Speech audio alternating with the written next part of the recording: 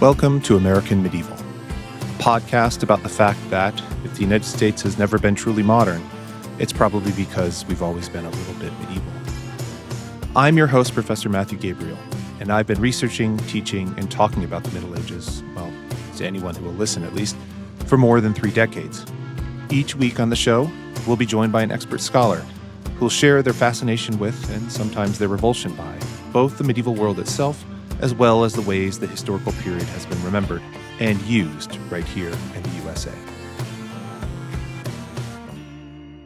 Welcome back to American Medieval, a podcast about the Middle Ages, but with an American twist. I'm Professor Matthew Gabriele, and I am absolutely delighted to be joined with not one, but 2 guests here today.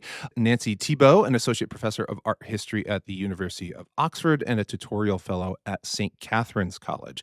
And also Melanie Holcomb, who is a curator in the Department of Medieval Art and the Cloisters at the Metropolitan Museum of Art in New York City. The reason that we brought them together is that they are both co-curators of the Great Spectrums of Desire exhibition now at the Cloisters and at the Met.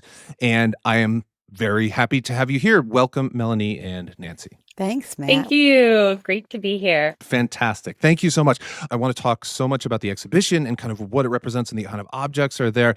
But as we like to do here on American Medieval, I have, if you'll indulge me, kind of a silly question. And this question is kind of for both of you. So indulge me. And it involves time machines.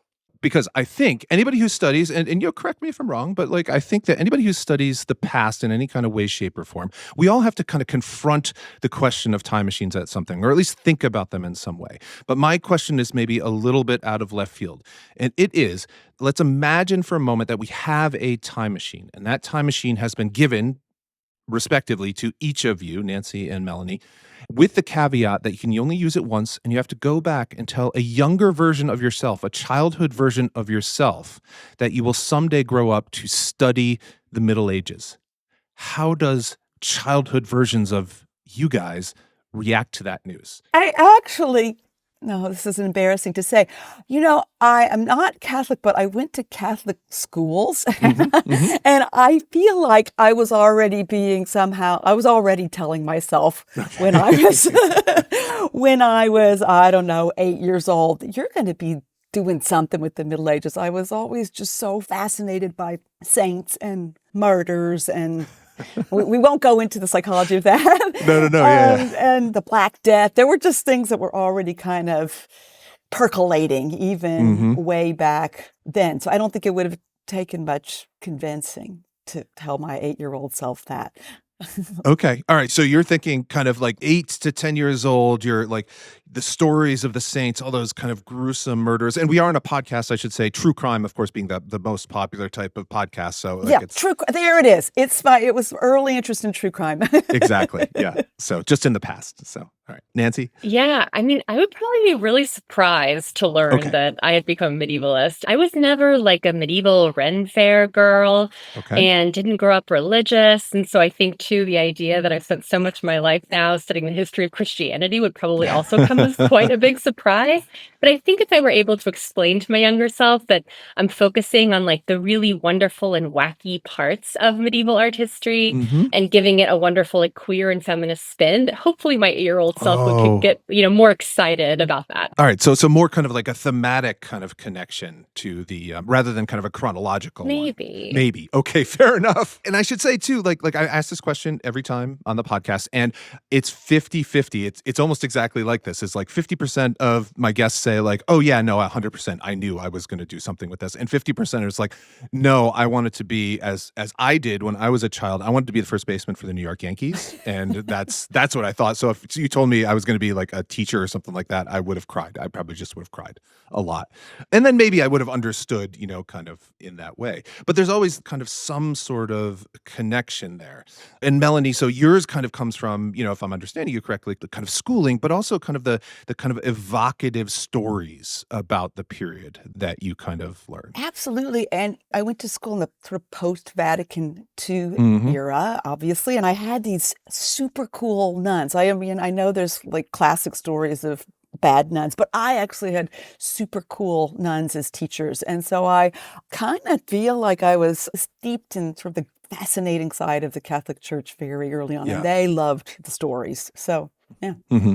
And so for Nancy, it was just a totally different experience. So what did kind of bring you then into the Middle Ages? So for me, like what shattered my dreams was, right, I couldn't hit a curveball, so that ruined my baseball dreams.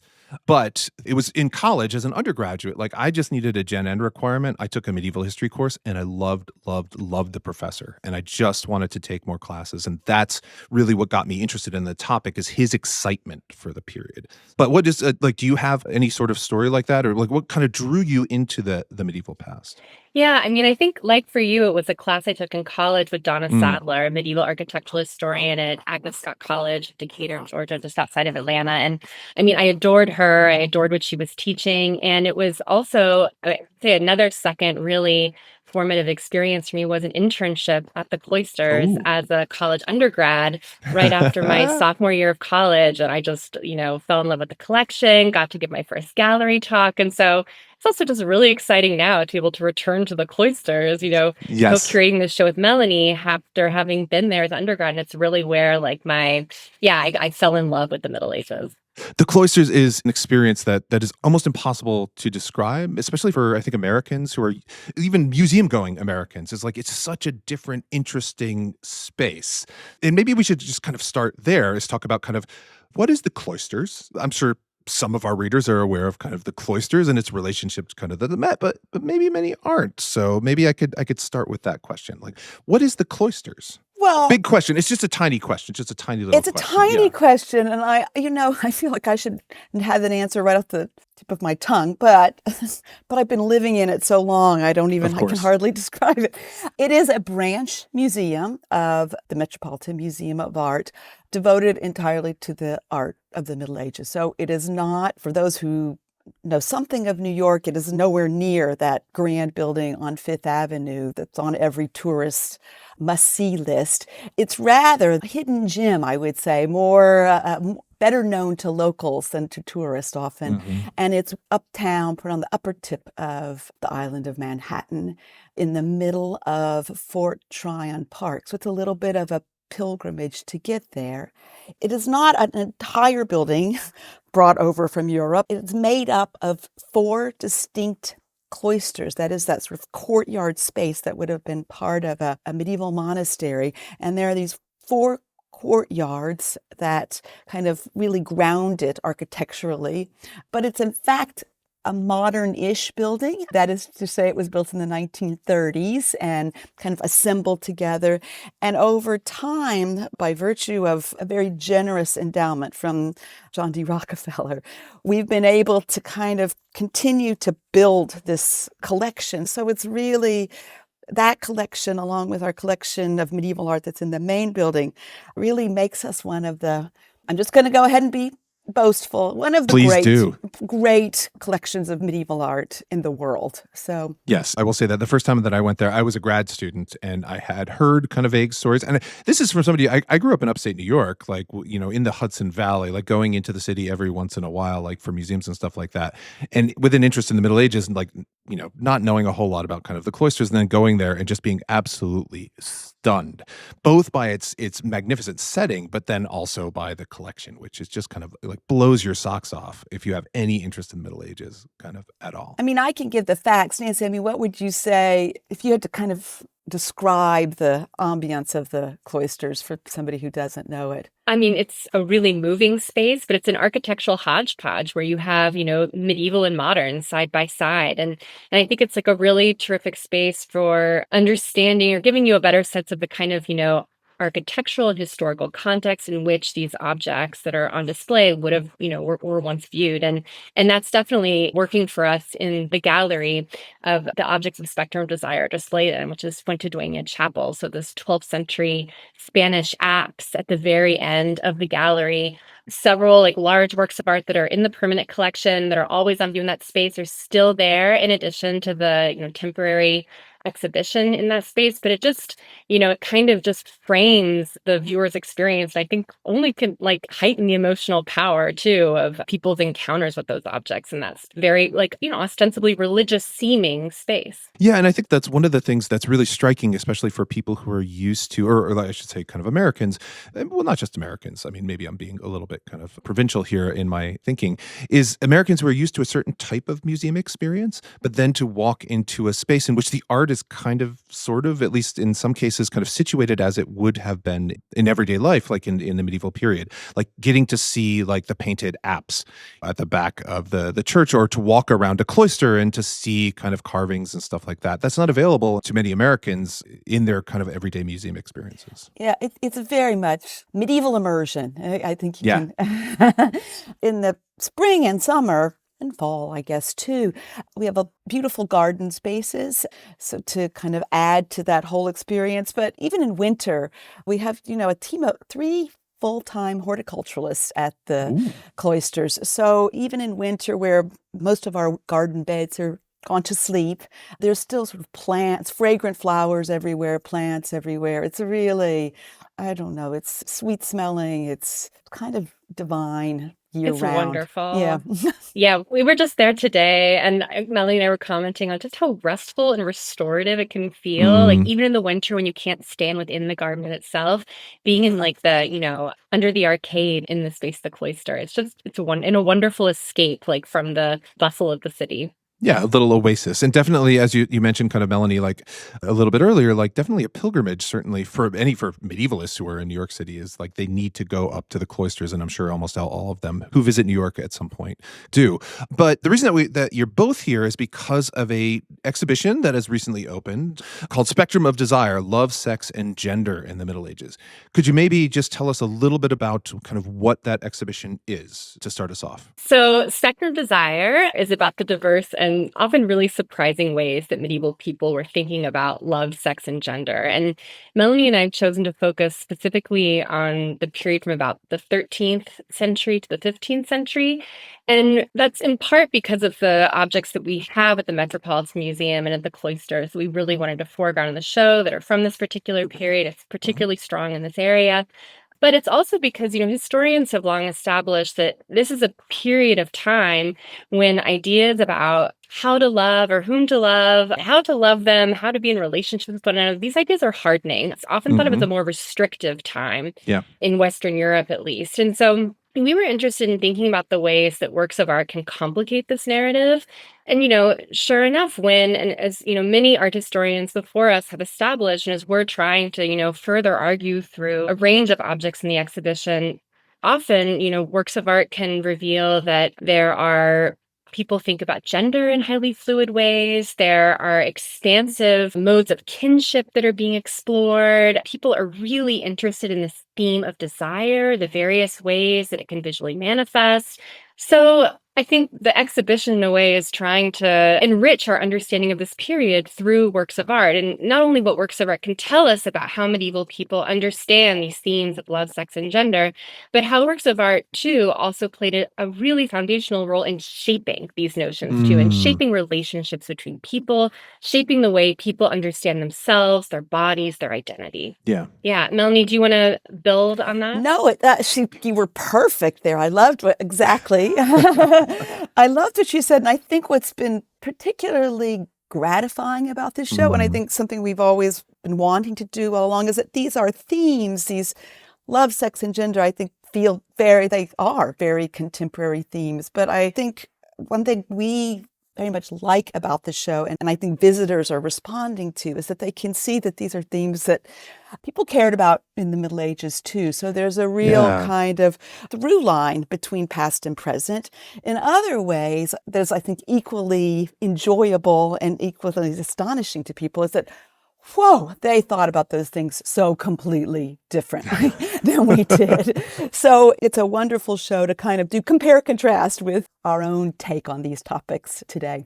And that's what's really kind of striking about this, is that whenever I've taught, and as we were talking about before we started recording, I've been teaching here at Virginia Tech for about 20 years now, which just turns me into dust every time I kind of say that out loud.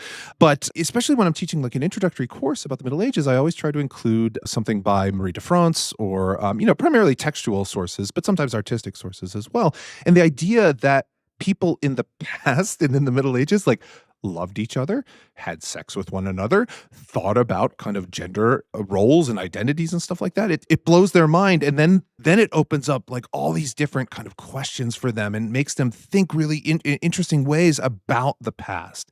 So I can imagine that this is part of kind of that project, right? Not just to kind of showcase these types of things, but to also to show like these were people in the past and they did people things. They did do people things. And it's quite fun when you're standing on the edges of the exhibition. I have the benefit of working there, so I can kind of tiptoe in, and to hear people having really fascinating conversations about all kinds of things in the course of this exhibition. Oh, museum eavesdropping. Yeah, like exactly. Absolutely. And then giggling at times, you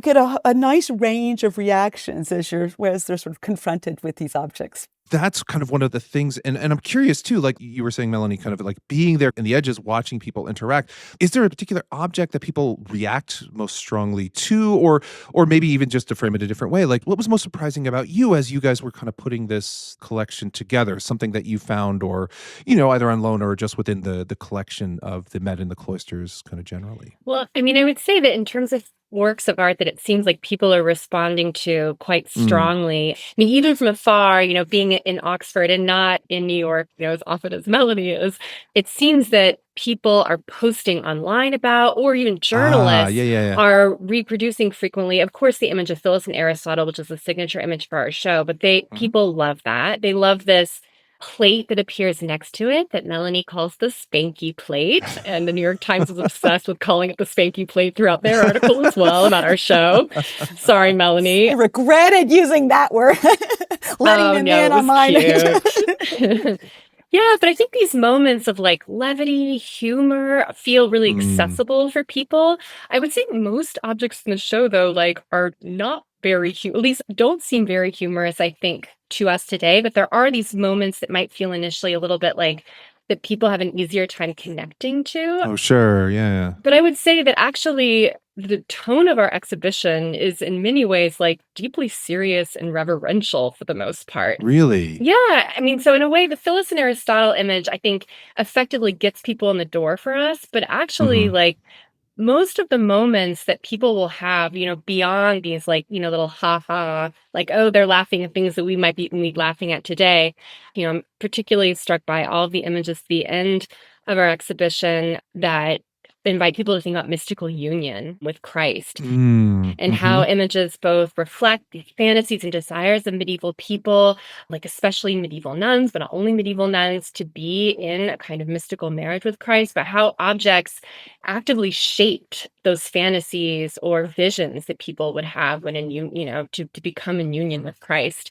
On the topic of thinking about what one of the objects is in the show that surprised me most, I would say the work that I've become like quite obsessed with and that I'm still puzzled by is this tapestry we have at the very beginning of the exhibition, immediately next to the introductory wall text. It's a late 15th century tapestry made, we think, in Strasbourg, probably once hung in someone's home. And it depicts the encounter between the Queen of Sheba and King Solomon. And she has traveled from afar to ask him a series of riddles, test his wisdom, as we learn in the Book of Kings. And late medieval artists, including this one, like to imagine like what the contents of their exchange were. Like, what were these really challenging riddles that she asked? And what did he say? And one of the riddles in this case is about how gender works. And it's, how do you tell the difference between an identically dressed male and female child? So Sheba or someone has dressed them to look the same, and Solomon has to figure out basically how gender works, which one is male and which one is female. And his response is so bizarre. It's essentially that the female child will kneel when gathering apples, the male child will stand. But it's sort of this idea that like gender is expressed, not through clothing in this instance, but actually through bodily action. And, I think back to this, something that Melanie was saying a minute ago about how the show is inviting people to think about how medieval people were also interested in gender, for instance, like we are today. They certainly weren't conceptualizing, I think, necessarily the same ways that we are, but the idea that this piece was hanging in someone's home gender is posed as a riddle, and it was a conversation starter, I imagine. Like, it would have invited people to actively think about, well, how does this complex topic work exactly? And let's figure it out both in text and image when looking at this piece together. So yeah, that's been one of my favorite objects to grapple with. What about you, Melanie? Well, I'm going to add to, and then I'm going to take us in a different direction because Okay. Nancy's far more high-minded than I am. No, one thing I truly love, Nancy's the person who really introduced me to that tapestry, and I start every tour, almost every lecture with it because it's such a brilliant way to demonstrate to people, again, they're thinking about the same things we're thinking about, but they're answering these questions in very different ways. And I just wanted to add that the person who's responding and thinking about this is no less than King Solomon himself. Yes. So, and the Queen of Sheba, these are the medieval way of thinking. These are the great minds being asked to ponder these questions. It's serious stuff that need a great mind to think about. So I always like to kind of add that. I note when people go into the exhibition that they can't help but be drawn to this very large sculpture of not quite life-size, three-quarter size, life-size image of Saint Sebastian. And it's a sculpture that we actually had conserved for the show. It had been kind of languishing in the corner of the medieval sculpture hall in the main building. And I asked our conservator if there was anything she could do with it. He looked kind of diseased, and she wasn't sure. But lo and behold, Lucretia Carger, our great sculpture conservator, got to work on it and began to take away some of these late interventions that had been discolored, that made it look quite mottled and diseased, as I said. And now what you see now is a sculpture that is just gleaming and beautiful. Much of its original polychromy is on view. And what can't be denied is that it is an erotic sculpture. It is in every way set up to kind of give you the hots for this guy. I mean, it's sexy really Sebastian. Right. It's Sebastian, right? And I think people are accustomed to that in a slightly later period, but this is a medieval courtly body, so it's a slightly different body type than I think most folks are familiar with in looking at art. And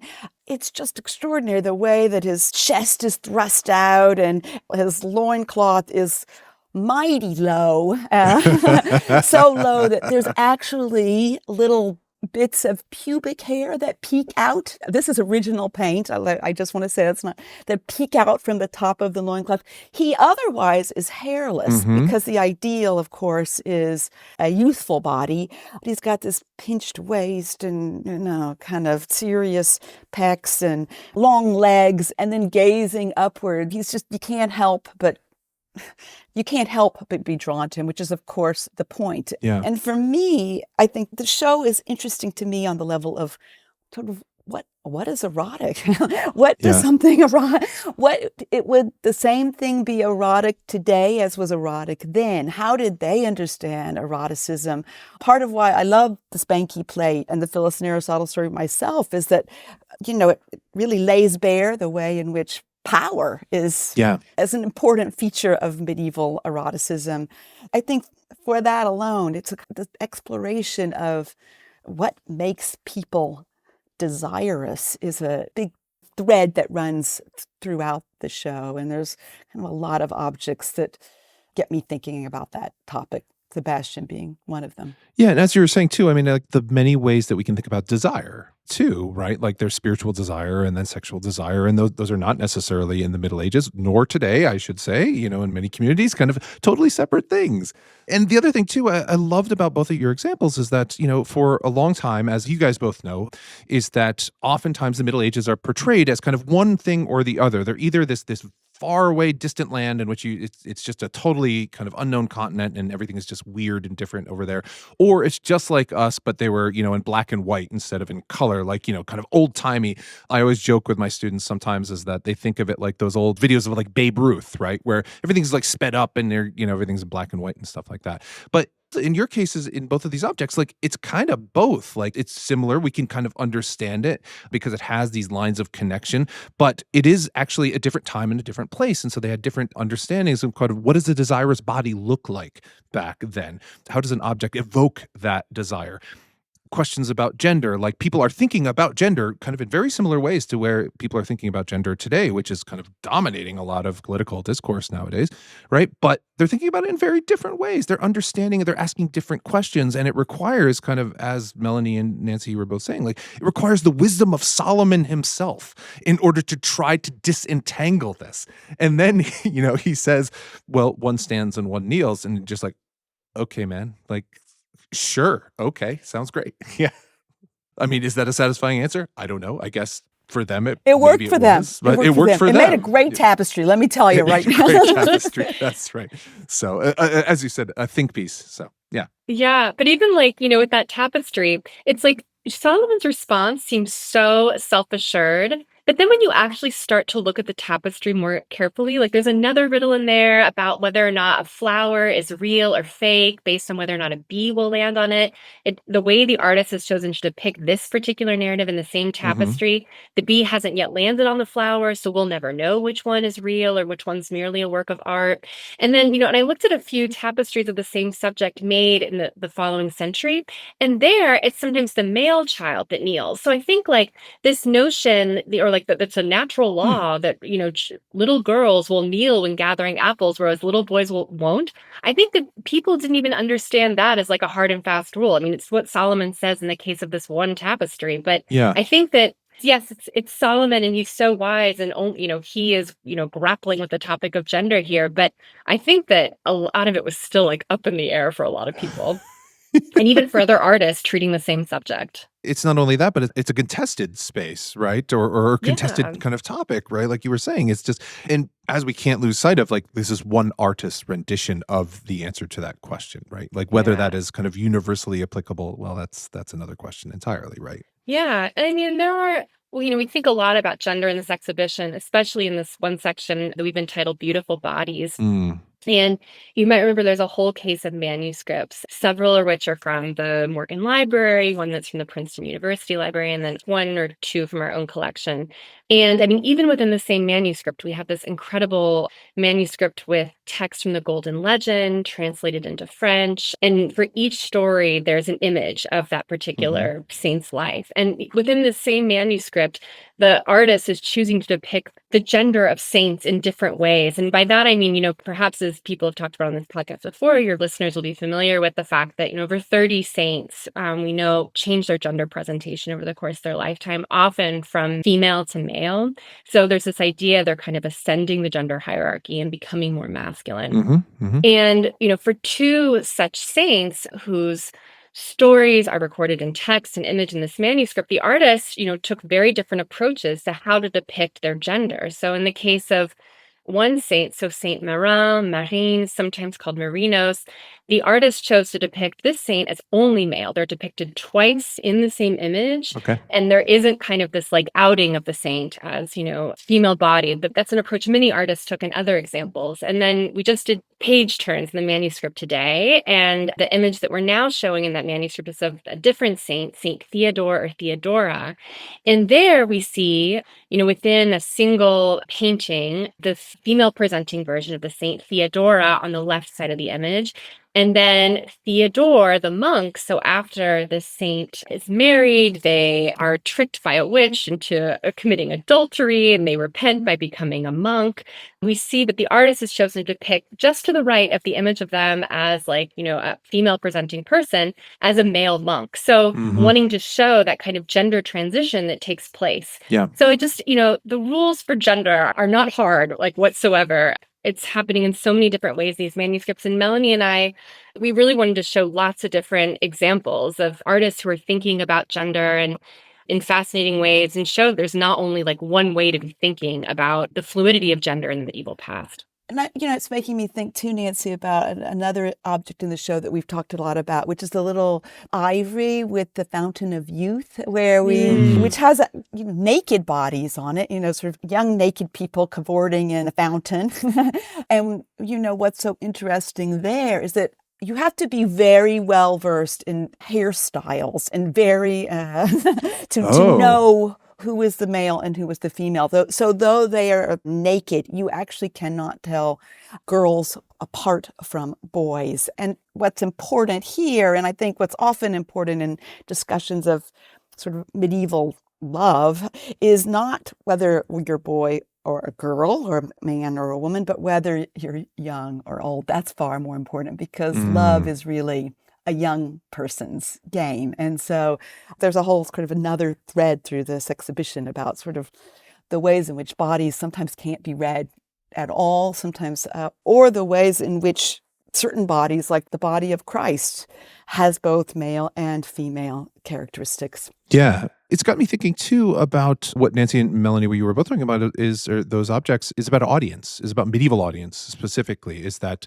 so dissociated from the museum setting? Is that back in the day, like, a manuscript would be read by a certain type of person, an ivory by another. So maybe you could, just for our listeners who maybe aren't familiar with kind of how these objects were kind of used, if you just talk a little bit about like who would be asked to make these distinctions about hairstyle, and in order to understand kind of what these things were trying to convey. And that's, again, a huge question, but maybe just like focusing on like one object or something like that could be useful for people to think about this.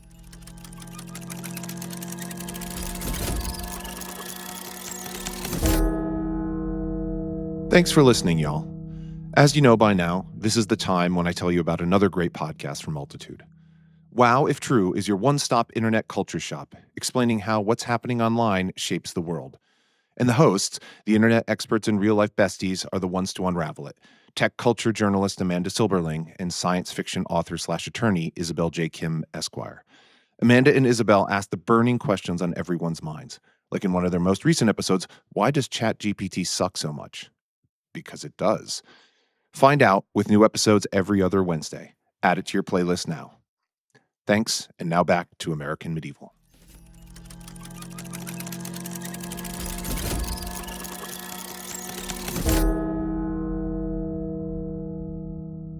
Melanie, do you want to talk about your writing tablets, maybe? Yeah, I mean, I think, well, we'll say a couple of things. I'm going to let Nancy, I'll have you talk more about manuscripts. I feel like I'm a lover of these ivories, and I like to think a lot about notions of courtly love. And important, we talk a lot about the fantasy of courtly love, that, and the way in which courtly love is very much part of that fantasy is that it takes place among the aristocracy. I can't say that people who weren't aristocratic weren't also caught up in I presume, in fact, they were caught up within the same kind of fantasies that courtly love presents. But the point of courtly love is that it's taking place within an aristocratic realm. I would say almost all of the objects in our show are intended for an elite audience. There, I'm sure, are exceptions that Nancy could probably bring up just like that. But I would say, by and large, that is not the case for this show.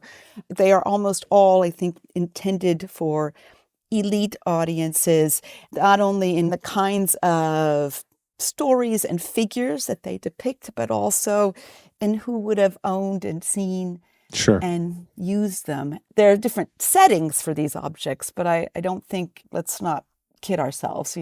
I hate to keep coming back. I feel like it's a leitmotif, Phyllis and Aristotle and the spanky plate. But the one reason you get to see spanky plate so much. Yeah, it's so I can great. say it over and over again. But the two objects, in part, they're sitting next to one another in a case because they actually are one of the few examples where you can really see sort of the ways in which these ideas about the erotic and about power play out and sort of amongst two different kind of social classes. Phyllis and Aristotle are both. Aristotle is, of course, royal. Phyllis is thought to be a princess, and they're doing their thing, wearing aristocratic clothing, the fashionable belts of their day. The brass plate showing a woman spanking her husband, aka the spanky plate,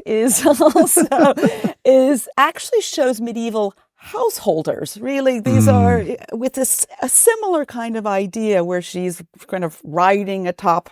In this case, we presume a wife riding atop her husband, kind of spanking his bare bottom, something aristocrats, you don't really get to see the bottoms of aristocrats too often. And spinning equipment is kind of flying everywhere. So it's, in some ways, that plate, which I don't imagine was particularly an elite object, but certainly somebody with enough money to buy a decorated plate, say.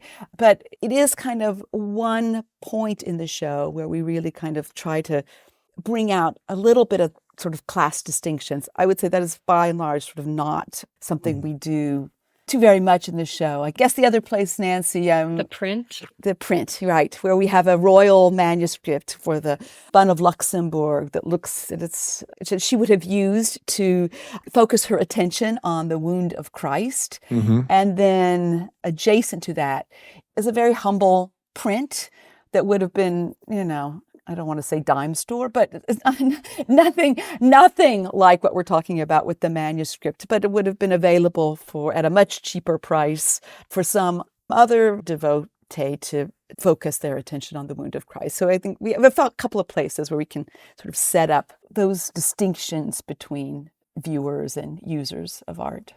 Yeah, just like you were saying, kind of the differences of class, I think they can be kind of submerged if you're not kind of familiar with the cost of production of a lot of these things. Like, I mean, ivory was, not like extraordinarily rare, but like it cost you some money in order if you wanted, nicely carved or something like that. Whereas, the production of a plate, or as you were saying, after the introduction of the printing press, like much more available to a wealthy kind of middle class or something like that, or a wealthier, I should say, kind of middle class. But Nancy, you were going to say something about manuscripts. Sorry, I interrupted. Yeah. So, I mean, there's some objects in the show where, unfortunately, we really just don't know, who was looking at these pieces.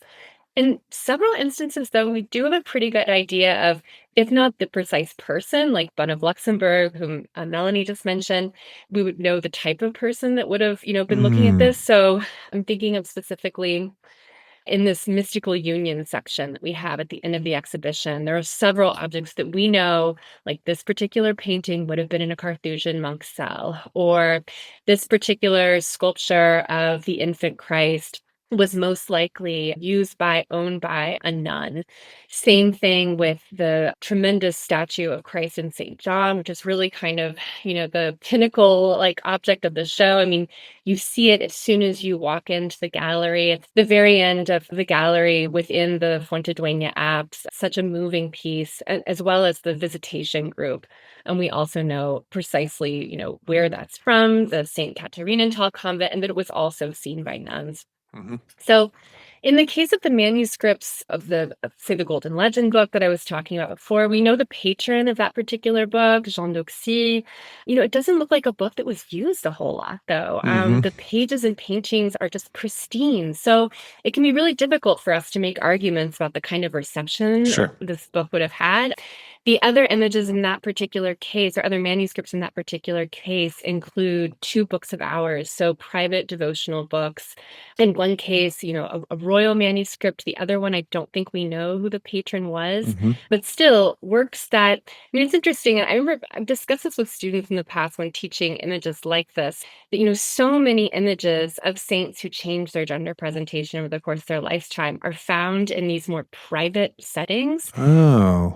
Yeah, and I don't know if that's because it somehow felt more like a safer space to include these types of images, but it's true. I mean, we have, for instance, I can think of a capital at Vézelay that depicts Saint Eugenius or Eugenia, or there's a big panel painting at the Musée des Arts Décoratifs in Paris that also depicts this particular saint. But actually, most of these images of these, 30 plus saints are in manuscripts and intended not for, multiple people to be looking at them at once, but really for one focused encounter, probably with an individual. That's really interesting too, because I mean, the idea that this would be acceptable to a patron who is commissioning like a manuscript like that, that probably says something too. Like this would be of interest to them that they would be willing to do this. The thing that I'm thinking about, and this is kind of a half-formed thought, is because we've been talking a little bit about nuns, and I think that a lot of people think, about the Middle Ages, they're thinking exclusively about kind of monks or men.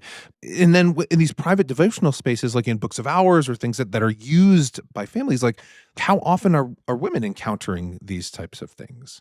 Do we have a kind of any sense of kind of the objects that you're talking about? Like even your sexy Sebastian, who we were talking about kind of earlier, is that an object of desire primarily for men or for women, or we don't know, or who knows? I think we know in that particular case, do we, We Melanie? don't. For many Okay. other We objects in the don't. show, we do. But I mean, I think Melanie and I really were able to go all in with our nun research, was in this mystical union section, especially. Yeah. And I mean, in a way, the scholarship was so rich and almost overwhelming. I Mm, mean, and by that I mean not only, secondary sources, but the primary sources that survive, of course. nuns talking about their experiences with devotional objects, including some of the one like objects that we have in our exhibition. We're studying texts about nuns looking at, I believe this was specifically at St. Catherinental, if I'm not mistaken, Melanie, looking Yes. at a statue like the Christ and St. John sculpture at the end of our Oh. show. And some of these nuns, I mean, we're really reading like their firsthand accounts of what it was like for them to see these sculptures or witnessing their sisters look at these sculptures. So in the case of the Catherinental sculpture, one of the sisters sees her sister like glow like a crystal. Is that right? Yeah. Levitate and grow. Levitate. Yeah, and glow like a Well, crystal. don't forget the And levitation. Don't forget the levitation, right? yeah. And I think the power of that is so extraordinary too, because I think this, for people who haven't seen this object, it's a very, very tender image. Oh, I don't know, maybe 3 feet tall. Yeah, maybe even a little taller. Yeah. Of Jesus and his beloved apostle John leaning with his head on the breast of Jesus. And so it's a very tender exchange between two men that gets used as a way to imagine one's own kind of union with God. And so there's a kind of, in a female monastery, there's a bit of gender bending that ends up having to happen here, where you're really using this tender image of two men as a way to imagine your own kind of potential of your own mystical union with Jesus. And so it's fascinating, and it's another place, I would say, where the Middle Ages kind of exceeds our own modern imagination. These descriptions remind us of what a heady and intoxicating encounter it could be to stand before an image like this. Yeah, and that probably goes back to something we were talking about earlier about the types of desire, right? And the kind of fuzzy, almost non-existent line at times between sensual desire and ecstatic or desire of the divine, right? In that it's difficult to depict both in text but also in objects as well. Like, what does mystical union look like, right? Like, I mean, that's a question, right? So, and the fact that people were really thinking about it and it mattered to them and they were trying to do it and they were doing it in all these different ways, I think should allow us to see this particular period, the Middle Ages, as just rich in artistic production, but also kind of an imagination as well. And I think this part of the show, which is the very last thing you see, the show is not particularly linear in character, but we did want to culminate with this idea of mystical union because it brings together so many of the other ideas in the show, ideas about marriage, ideas about gender, ideas about the erotic, and also about spiritual desire. And I don't think it's an accident that in some ways some of the most beautiful objects of the show, they're all kind of clustered at the end. It's really kind of peak experience. We like to remind visitors that for a medieval person, there was almost no better way to describe the kind of love they sought with God than to speak about it in what we would consider sexual terms. That is kind of the highest way to think about the love of God. And so I think, again, that's a place where we moderns really can kind of look at ourselves as at a very different place than the medieval world, where those sort of the erotic and the religious merged together in profoundly affecting ways. And works of art were some of the best places to kind of see that combination sort of come together. Yeah. Nancy, I keep looking at you because she's been waiting she mentioned that we turned the pages today in the show, and we finally turned the page to a page in the Rothschild Canticles I know she's been waiting for. So I'm setting you up to talk about this book and this image that I just feel like people should know about, right? I'm excited now. Yeah, here we go. Okay. Yeah, it's another one of the superstar objects in our exhibition. We feel so lucky to have it. It's typically at the Beinecke Library at Yale. It's this incredible small devotional manuscript made for a nun around 1300 in northern France. And it has this image cycle. The book has been written on extensively by Jeffrey Hamburger, among other people. And it has this incredible visual cycle that is largely inspired by the Song of Songs, so this super erotic poem in the Hebrew Bible. And the images are just highly creative. The artist came up with this, in many ways, super original visual program to bring like the erotics of that poem to life and to serve as an important devotional tool for the nun using these images so she could imagine her own kind of mystical union with God, like between the sponsus and the sponsa, the bride and bridegroom in the Song of Songs. And so Melanie mentioned that this is in the final section of the show, and I think we both felt strongly that there needed to be like a slow build to this section. And so the first section of the show, because I mean, as you pointed out already, Matthew, this idea that erotics and religion coincide in the Middle Ages, this can be a somewhat jarring idea for some people today. And I think we didn't want to begin with that because that could just feel like a little too much. But we wanted to really to build that at the end. And moreover, it was important for us to begin the show with a section on earthly marriage and sex and chastity, because the visual vocabulary of earthly marriage, of conjugal relations with one spouse, all this and where it takes place in the bed, all of this is taken up visually in images of mystical union. So for instance, in this super erotically charged image that we just turned to today in the Rothschild Canticles, we see a woman in her bed alone underneath these rumpled sheets, lying down, and she's reaching up above to this figure of Christ peering down from a sun with these very phallic kind of rays, these sort of tentacles reaching out towards her body. She looks like she is having a great time. But we see there that the bed is there, the sheets are there, this kind of union that we see actually earlier in a manuscript in the marriage and sex section of the show, from the Regime du Corps, the Regimen of the Body manuscript, where we have like an image showing what conjugal relations between a husband and wife look like in a very kind of all clothes are on, no nonsense, man on top of woman. The bed is like made with the sheets, the bedspread pulled tight, very different from those undulating sheets of the sheets, in the Rothschild Canticles.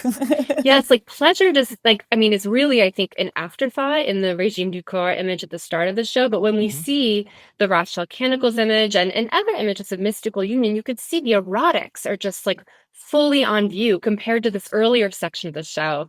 And in terms of also just the visual language of earthly marriage and mystical marriage, we see some overlap there as well. So a lot of images of earthly couples, you'll frequently see their joining of the right hands, like something that would happen during like medieval wedding ceremonies. And you see this in, for instance, also the sculpture of Christ and St. John. At the end, they're holding hands as if kind of a wedded couple. So it's interesting how, artists are taking the visual language of marriage and even sexual union sometimes and transposing it, adding a lot of like erotics into the mix, and just bringing it to a whole new level in the context of mystical union. I love the fact too, and I'm sure like it took me a while kind of to understand how exhibitions are sometimes laid out like that in order to establish a vocabulary so that you understand as you move through. Oh, you're seeing those things again, but they're being used in different ways, and that can mean something, and we can understand it together. It's making that medieval world kind of accessible, right? Like, and it's making it understandable, even in its weirdness sometimes. So, or erotics, I should say. That's the hope. Yeah. I'm convinced if you just walk straight to the back of the show, to the vast images of the show, you would just be knocked out by the sheer gorgeousness of those objects. They're just such knockouts. I mean, the best thing to do would just be to visit it several times, right? Exactly. That's it. Several times.